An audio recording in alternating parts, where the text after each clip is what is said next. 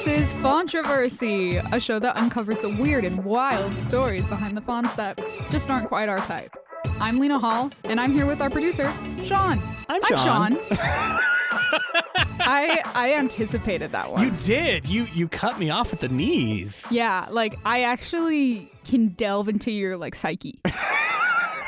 Oh no, you can see what my next move will be. The game of chess is afoot. Yeah, so Sean, I have a proposition for us on this podcast about graphic design. I think we should change our entire vibe to be like we're radio hosts on like a regular radio. Oh, just do Welcome the regular. to KRAC, the Flick. Wow! I'm Lena Ranch Hall. And I'm the fart. Oh my God! Yeah, it's See, terrible. I think we're already on the right track. Ram Ranch and the fart. Yeah. Yeah. Excellent. This could actually be on local radio circa 1998. Oh my God. And it would be quite popular. Maybe not number one in the metro area, but up there. It would be like number 6. It would maybe. be number fun. Is the number thing. fun. Number fun. But they're actually number 17, and they just don't want to admit it. They're behind a radio station that just plays sort of traffic announcements. Yeah. Broadcast by the No, government. that's very good.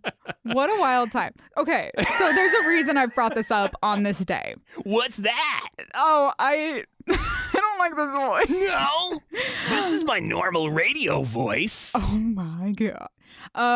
We've been tainted by Sean radio voice. So talking about radio also makes me think of like early 2000s, wild media energy. And I was also thinking about I used to get most of my memes off of Google Plus. The What, really? You were the person who used Google I was the Plus? person who used Google Plus. Wow. Google will be so excited to finally meet Hey, you. Google, pay me. I'll represent Google Plus. I appreciate that you started that sentence with, "Hey, Google, they're cute to listen Yeah, to." no, I called them down. John Google, is that you? John G. Oogle. I used to get my memes off of Google Plus. Back in the days of radio. You know about those? And I was thinking about what a wild thing a lot of those early advice animals memes would be so strange. The little face in the swirl, and then it would say what would be a wild thing it would say? All I can think is top text, bottom text. An accurate description of the variety of places that the text and would they be. were so funny to me, but now I'm like, what? Well, yeah, and that's the thing is those were the genesis of meme, and they took over.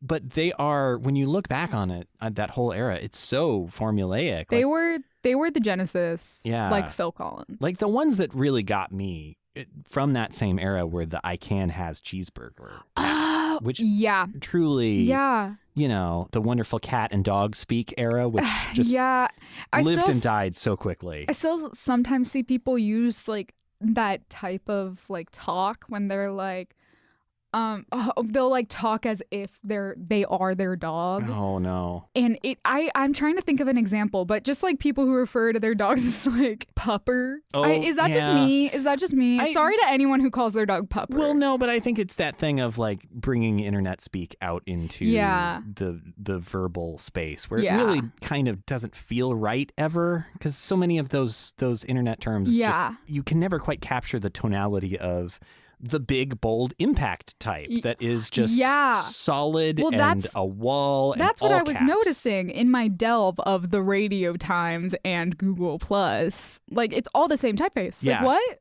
Pretty much universally for those early memes. It's impact. Crazy. Yeah. What a wild thing. If only someone out there knew about impact so they could teach us about it. Yeah, I would be so curious to learn. Oh, yeah. Oh, my God. So, just to clarify what's just happened there, the wall of the studio started shaking, just shaking. And then all of a sudden someone burst through, and it wasn't the Kool-Aid Man, even though they did announce themselves with shouting, "Oh, yeah." Who are you? I'm the impact expert. You're the impact expert. Descendant.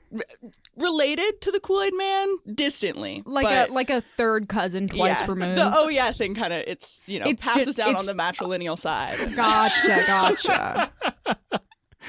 So you happen to be passing by, and then your Kool-Aid Man genes kicked in, and you just smashed through these extremely high quality art building walls. Mm-hmm. Yeah, they're not just paper. They're not. Don't worry. They're not just layer upon layer of very, very weird paper. I did notice it was oddly easy to. Yeah. Like, the Kool-Aid Man was bursting through like cinder blocks, but you could just tap through these walls. Like, it's okay. It's good. I'm not built like him, so you're built different. So you're here today. You're here today with some knowledge. Yeah. I have so much knowledge about impact. Oh my. I mean, we want to hear it. We want to hear your knowledge. Well, that's great, because usually people don't, if I'm being honest. Well, I gotta be honest about something. On this day. What? I don't love impact. I don't love it either. I think it looks bad. I think it's tainted my brain a little bit. That all I can think of is really weird early 2000s memes. Yeah. Well, that's the thing, is it's inseparable from memes. Yeah, and I can't not associate it with that. Yeah. So I'm curious. I want to learn. Yeah. I mean, I felt the same way. I felt the same way before I did all the research, before I knew all the things about impact. Before you became the impact expert. Yeah. Have we actually said your name, Sophia? Oh my God, this is Sophia. I don't think it's Sophia Mick. It's Sophia Mick. It's Sophia Mick. This is Sophia. We've only been talking about Kool-Aid.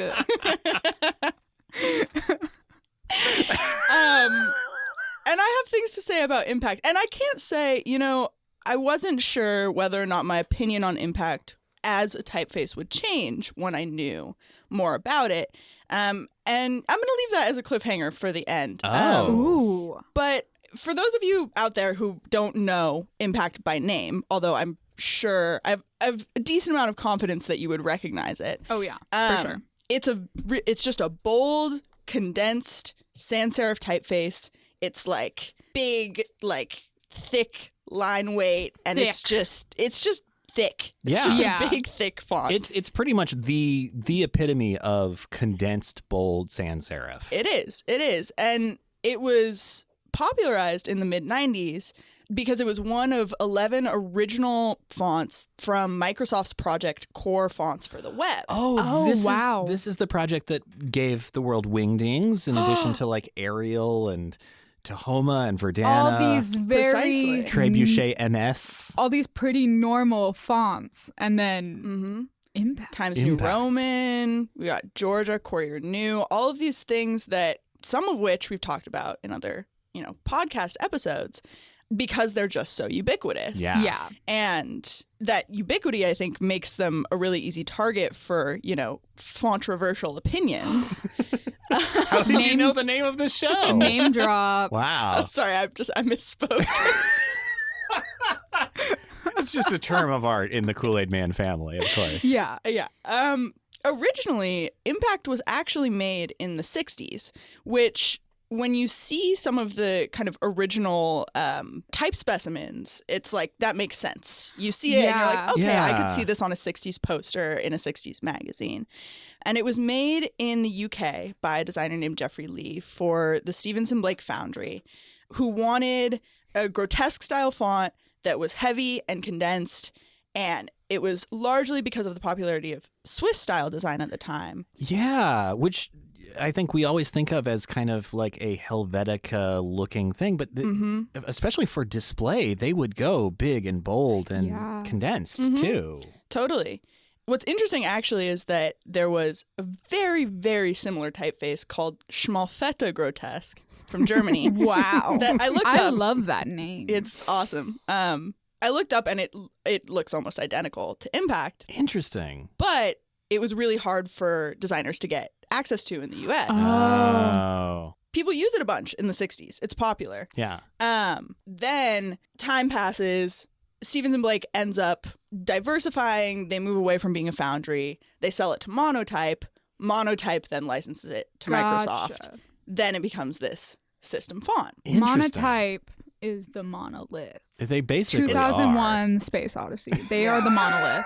I mean, especially now that they own nearly every major historical foundry. If anyone listening does not know Monotype, they probably hold the copyrights to fonts you definitely use. Yeah, like I couldn't even name any font that I think a regular person could name is probably owned by Monotype. But it's so interesting that this was kind of an early Monotype get in terms of things that would eventually go on to Ubiquity. Yeah, it was. And I would be so interested to know, how Microsoft chose their typefaces for that project. Yeah, because I feel like a lot of them are like things that were comparable to what Macs had on them, but Impact really didn't have a corollary on the Mac. Yeah. It was just like this thing that was so unique. And maybe that's what made it stand out. I think probably, and little did they know that it would then have this, immense use as the meme font. Which the meme font. It wouldn't have had if it hadn't been on all of these computers. Like, I also think there are a lot of fonts we associate with being like the meme font, but I feel like Impact is like the meme font. Absolutely. Like you could think of Comic Sans or like even Papyrus as being like sort of meme fonts, but Impact is just like, got this. Like it's been doing it for so long. Impact's the OG. Impact's the OG. Yeah, it certainly is. It certainly is. And it goes back, allegedly. Ooh. Fontroversy? Yeah. Ooh. Some font drama, it sounds like. Yeah. Allegedly, it goes all the way back to 2005 when it was used on 4chan. I forgot about 4chan. Yeah. Oh, yeah. I was hoping we weren't going to go there. Unfortunately, we have to go there. Oh. For, those of you who don't know, 4chan is just the worst. Originally, just sort of a swamp, just a polluted place. It's like, Please don't do anything like bad to me for saying that. Before Reddit, but a little worse. Yeah, definitely a lot worse. much worse. Like if you can imagine more lawless than Reddit. It is the Wild West of Reddit. Yeah. And then, it gets so much worse that they have to find a worse place, and then that ends up kind of breaking democracy a little bit. Yeah. So that's now not great. So Impact. Wait, what? Yeah, that's like the new. Oh, 8chan. I thought you said A-chan. And I was like, I haven't heard of this. Well, that's where the QAnon stuff comes from. Yeah. Is like. So thank you 4chan for that. But in this case, 4chan was actually responsible for producing the Catterday memes, which a lot of people claim is like the origin of the internet meme. Wow.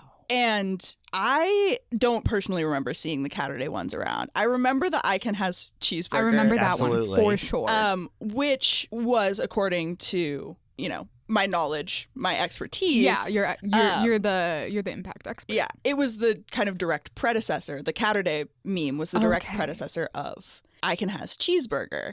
Wow. Fun fact, a lot of people say that the Catterday meme originated because of people wanting to flood furry message boards on 4chan. All right. What? With something that wasn't furry content because people were really upset about furry content. What could be conservative about the people of 4chan that would make them want to suppress other people? Right? So the Catterday meme came out of hatred. It was backlash. Yeah. Wow. It was censorship. That's really wild. Was what it is. Wow. Okay. That's so the opposite of the vibe that I thought that would have. Yeah, I thought it would just feel. It gives me like Facebook mom vibes. Yeah, very much so. So I would think it would kind of have that origin, but you could say it's the exact opposite. Yeah, yeah. And for those of you who don't know the Catterday meme, it was just like pictures of cats that were relaxing and proclaiming their love for Catterday and awaiting Catterday. It's kind of like the original version of like Saturdays are for the boys. Like it's Catterday. I'd love to see like, the meme where it's the big planks and it's like the domino effect kind of thing. And one of them would be Catterday. And then on the other end it would be Saturdays for the boys. No, that'd be good. Yeah. You can make this for us, listener, please. Please. But yeah, so after the Catterday meme, there was an article by Jerry Langton, who like dove into this history. And he kind of said that Catterday would be short-lived because it was just cute. It wasn't particularly funny. Yes, which is kind of a problem with a lot of these early memes, is that they are not funny. Yeah. That's what surprised me about this article is he said Catterday was cute and therefore I Can Has Cheeseburger had to originate because it was the funny version. Yeah. Oh.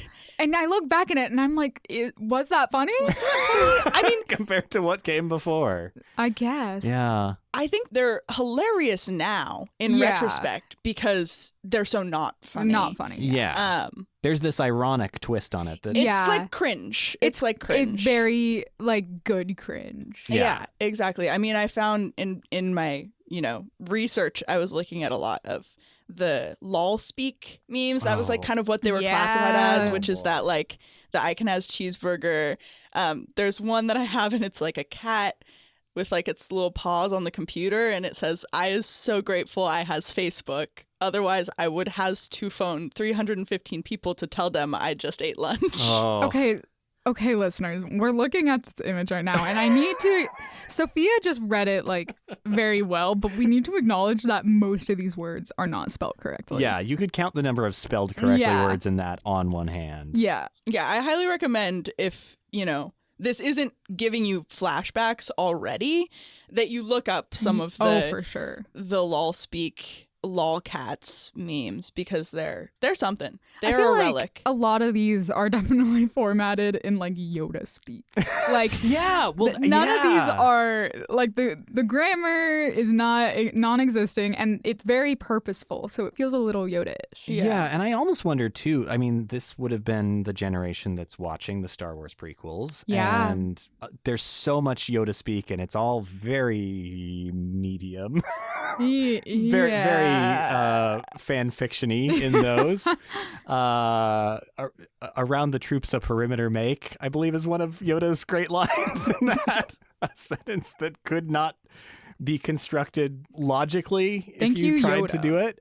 But yeah, like I wonder if there's a little bit of that too. There's that kind of weird silliness in the air because they've heard it in a professional environment, and now it's like, oh yeah, we can do this too. I wouldn't be surprised. And to me, like I was looking at all these, and I was like, it's baby talk. It is. It's baby talk, which I think kind of makes sense if you're like, okay, I'm personifying my animal here. How do we talk to animals? Like we use baby voices when we talk to animals. Yeah. I call my dog Baby. Yeah. That's not her name, but she is Baby. I mean, sometimes like I'll be playing with my roommate's cats and like someone else will walk in as I'm going like, oh, like I feel caught. I feel caught. Yeah, I had the same experience. I said I was walking to a friend's apartment the other day and I waved at a cat in a window and I said, oh, hello. And then I kept walking and right in the other room was the cat's owner, and just we had like direct eye contact, and it was just like this moment of like, oh god, you've seen a terrible thing about me. Was the window open? Yeah. Well, it's an old building, so old windows. Yeah. Everything is audible in those. But I think we're all on like even playing field there because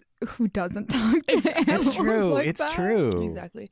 But the other interesting thing about it is it feels, and I would love to. I think I could do a lot of research on this topic alone because I think it goes hand in hand with the like random internet humor. Yeah, this is the birth of that. Narwhals and mustaches and like the Pirates versus Ninjas thing, or like too. Charlie the Unicorn. Yeah. Like all of llamas those with hats. Llamas with hats. Annoying Amazing. Orange. I mean, Yeah. that was when I was in middle school. Like that was like right. Yes. And I used Google Plus. I used Google Plus. I'm not alone. Really? This is did. a thing? It was, I think, for like a very specific and narrow portion of our generation. I used it for like a year before I discovered Tumblr. If they had kept Google Plus running, would it now be the most popular social network I don't just think because so. everyone on that generation was on? We were the ones that kept it alive for a very short amount of time. And it was almost, I don't really remember. I feel like it was kind of pre-Instagram popularity that I remember using it. I remember like Instagram was starting to be a thing, but it was not it was kind of like still in its early days where it wasn't really usable. Yeah. And exactly. I don't know. We were still learning social media too. Exactly. Social media was like not quite a thing for us. It really wasn't. And thank God. Yeah. Oh my God. But I mean, I remember one of my friends on Google Plus posting, I have like a image of it burned into my mind. It was a picture of him, and then below it was an audio file, and it said, "I just made my first dubstep song." No. Oh no. Oh no. Okay, I kind of have a relevant story to both Google Plus and Impact. Please. Because I was very into this one anime, which at the time was not popular, but now is it's Hunter x Hunter. And at the time it was one anime that I've actually watched a fair portion of. It's wonderful, and it's probably great. my favorite show. But it's not very popular at the moment. And I made a meme because there was always a joke like, oh, anime characters never change their clothes. Like they're always in the same outfit every single episode. And there's a character in Hunter x Hunter that actually does change his clothes pretty frequently. So I made a meme, and it was a picture of the character. It was Killua. And it said, like, anime characters never change their clothes. I'd like you to meet my friend Killua.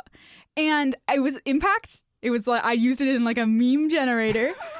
And I posted it on one of the Hunter x Hunter pages on Google Plus. And like 3 years later, it circulated back to me on Tumblr. Oh, wild. Whoa. Yeah. And I was like, who posted this? I made this. Had it gotten that deep fried quality of being, no, you know, it was still like the 50 same. times? I would be honored. Yeah. But I was like, do I have like a niche meme that is somewhat popular? I just made that on a You're whim. a meme creator, Lena. I'm a meme creator. So I thought that was so wild.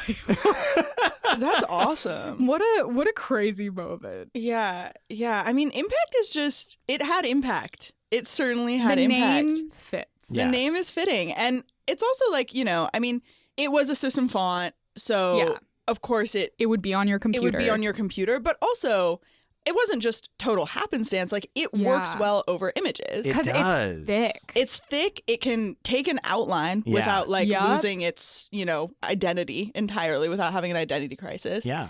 And it's just legible. Like, it is. So it's like, you can read it from a distance, and if it's over like a really wild image, it still is like good. Yeah, it's that thing that probably made it so useful in the 60s for like poster graphics and stuff. Exactly. It's still making it useful for memes, especially in low resolution meme settings where it's like 72 DPI screens. So, oh my God. So few pixels on those screens. I always think of the one does not simply walk into Mordor. Oh, of course. With, that one's still going strong. Sean Bean, Scene Bean. Mr. Scene Bean. Mr. Scene Bean. I hanging found out in the Sean Bean Lounge. that meme format, and it says one does not simply get rid of impact.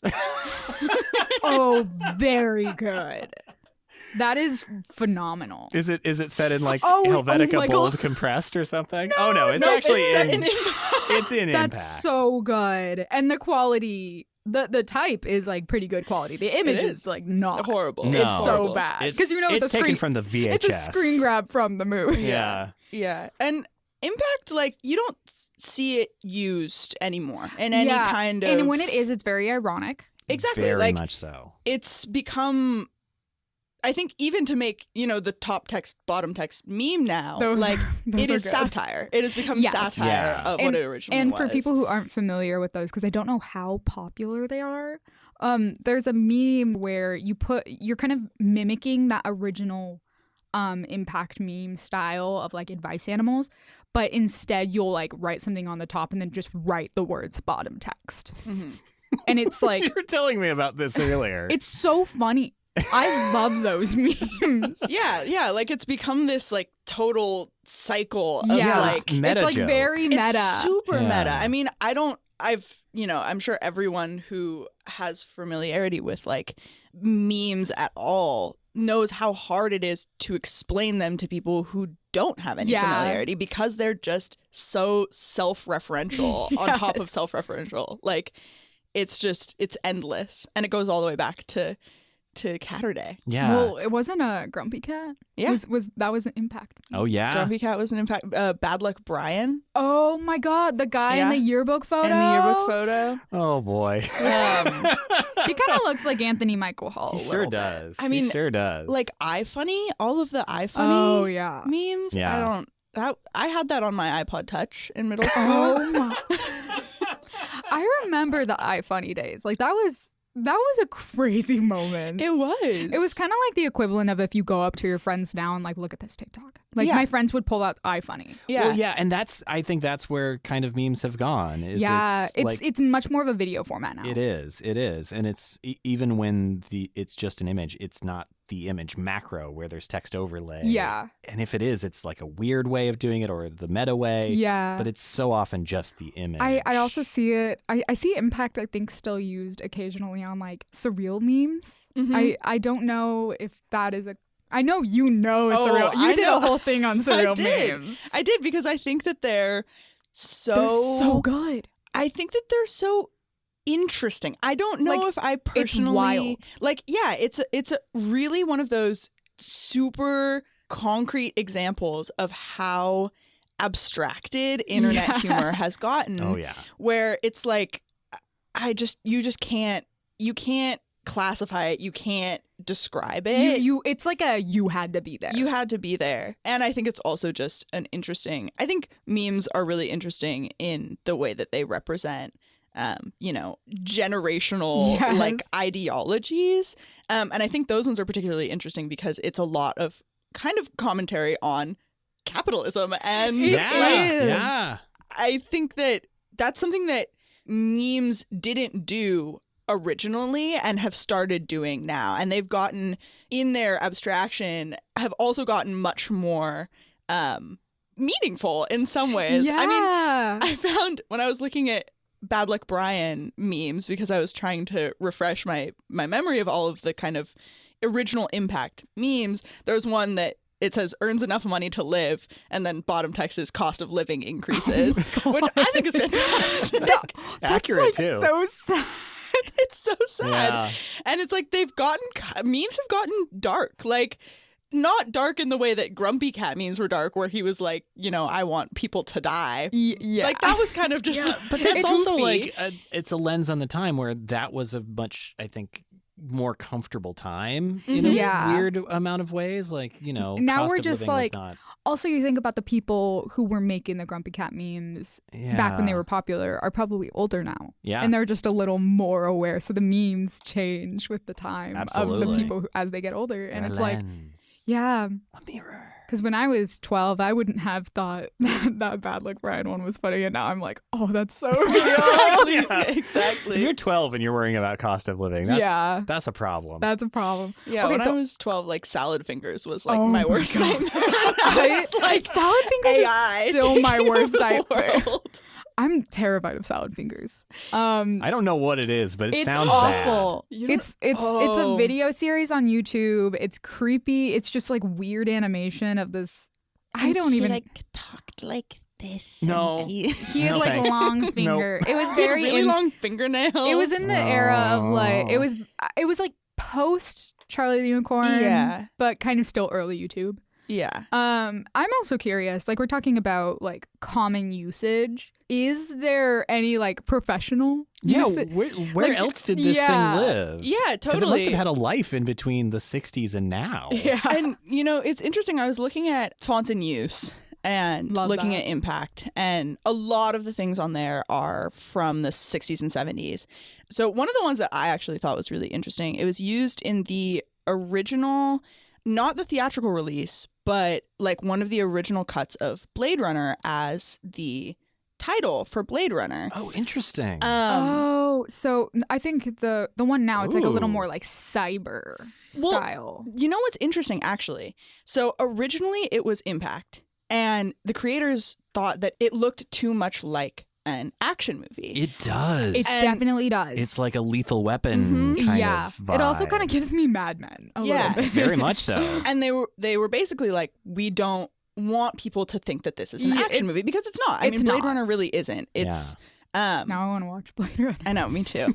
And so they used, think it's a font called Gaudi, like which is a really... architect. Isn't Gaudi an architect? I believe they're different Gaudis. Oh, different Gaudis. But Gaudi is also the architect that has had a church that is still under construction, even though he died 100 in years ago. Barcelona. Yes. Oh. Okay, but I'm sorry, continue. Well, Gaudi is just like, it's a pretty refined like serif font. When it's on the screen, it's little, which was surprising to me because I think the kind of type treatment that people associate with Blade Runner is the like italicized line through the letters. Yeah. That's what I was thinking. Which is the movie poster. That's what's on the movie poster on the DVD cover. But to me, that reads even more action movie than the Impact one. Which is just, it was interesting that like that movement of it. Yeah, exactly.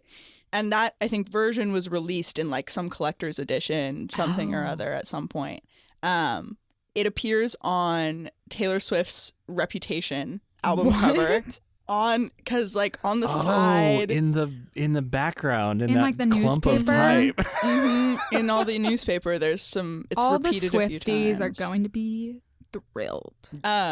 Impact's right there next to right Taylor. There. It's right there. And then my personal favorite, which I found on Fonts in Use actually, is that it's the Dunder Mifflin logo. Oh yeah! Oh my god! Yeah.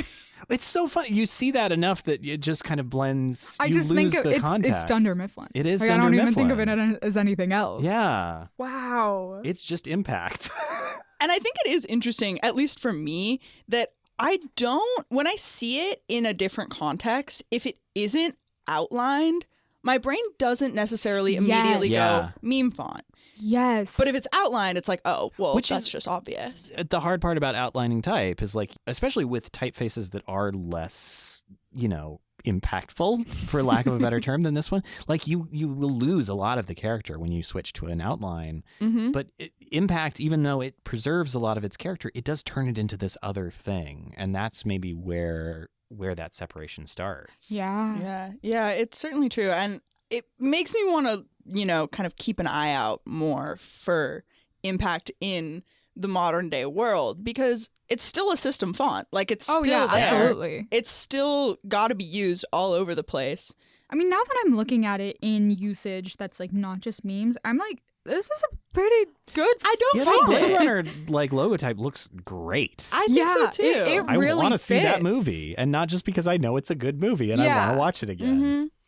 And I could see it used in like if you wanted to make something that felt like newsprint, like a newspaper headline. I don't know. I think, I said at the beginning that I would let you guys know at the end, but I think this changed my opinion a little bit on Impact. And I was like, I could see myself using this very tastefully, sparingly, but in a context that's different enough from a meme that like it wouldn't be immediately recognizable. And I honestly think it's kind of a nice looking typeface. I think in the type specimens it looks nice. And we've kind of addressed before on this show. I'm a Helvetica lover, but it's kind of similar like to a like really bold condensed Helvetica. Maybe I would use Impact instead. Yeah.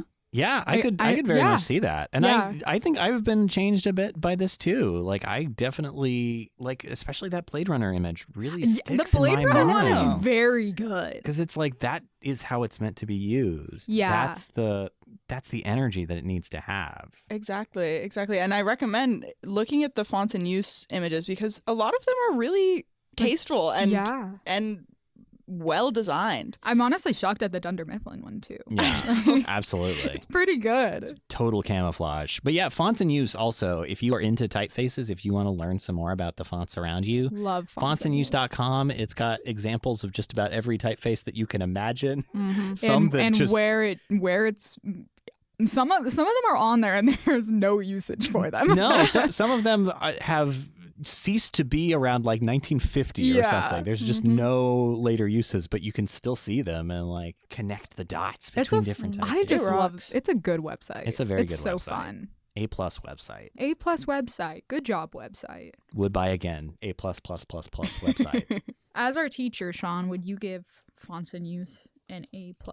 I would. In fact, I'd give it all those extra pluses as well, and say would buy again, which is a special thing that you can enter into the grading system here at PSU. Portland State University. Well, my report card just says would buy again. Also, why am I getting a printed out report card? Yeah. They mailed it to me. A man came up to me on the street and said, "You're gonna need this." I was like, that man was Stephen Percy, president of Portland State University. Thank you, Stephen. Isn't that the old president? Well, yeah, he's outgoing now, but they've not inaugurated the new one. We haven't had the whole ceremony on the Capitol lawn. There's a ceremony? Oh, no. Oh, I believed you. It seems so much of it, this institution is built around weird ceremonies that you would think that maybe that one would be one, but no. I wouldn't be surprised. Yeah, exactly. It's like, it definitely seems like something that would happen. Wow. Well, yes. Thank you so much for Sophia. being here, Sophia. Thank it's you. so lucky that you happened to burst through this wall. I gotta get a contractor in do here. Do you think you could get the Kool-Aid Man in here? Do you think we could talk to him? Oh, it's like a little bit Mr. of a sore Man. subject, actually. Oh, has it been falling out? Do you think Kool-Aid Man's Family last drama. name is Man? Or is it Kool-Aid Man and then there's some other last name? Kool-Aid Man Johnson.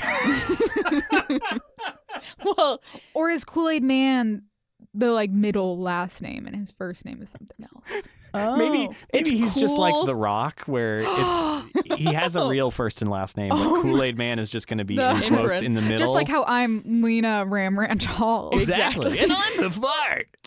Wow. Yeah, This sucks.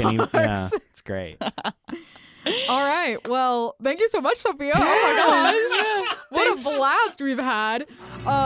And thanks to all of you for listening. If you'd like, spread the word by visiting Fontroversy.com. You can find our Instagram there with tons of pictures of the work we mentioned here today. Our segment producer on this episode was Sophia Mick. Our researcher was Mette Voldengen. And our story editor was Milos Dugas. This show is designed by us, the students of the Portland State University Graphic Design Program, as part of Sean Schumacher's Design 399 Public Design Communication in spring of 2023. To learn more about all the stuff we have at PSUGD, check out psu.gd or at PSUGD on Instagram. That's Fontroversy. I'm Lena Hall. I'm Sean Schumacher. And I'm Sophia Mick. Thanks for tuning in to KRAC the Mist. Don't have a cow, man. Oh, yeah. Wow. Wow. That was great. That was a really good one. Oh my God. All right. Yeah. That was excellent. Yeah, that was fun.